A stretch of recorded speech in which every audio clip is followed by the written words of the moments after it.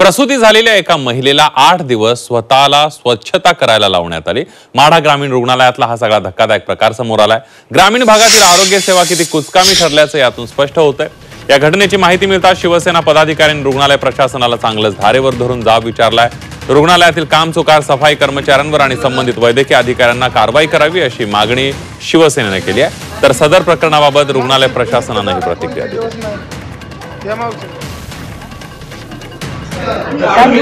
असल्यामुळे जरा झाडाझडी केली जरा तिथे जरा त्याच्यामुळे जरा एवढं हे झालं।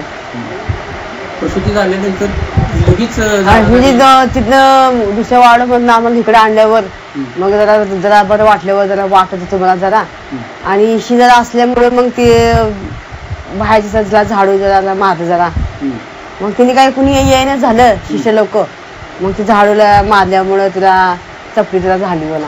किती दिवस केले? 5 दिवस 4 दिवस केलं बाबा केलं। प्रसूतीसाठी महिला आल्या होत्या आपल्या इकडे, त्यांची प्रसूती सिझेरियनद्वारे झालेली आहे। त्यांना सगळं औषधोपचार, त्यांच्या नवजात बालकाला लसीकरण वगैरे सर्व आपण दिलेलं आहे। त्यांना कुठल्याही प्रकारचं आपण सफाई करा किंवा रुग्णालय हे करा असं कुठल्याही कर्मचाऱ्यांकडनं किंवा आमच्या शिपाई वर्गाकडनं सांगितलं गेलेलं नाही आहे।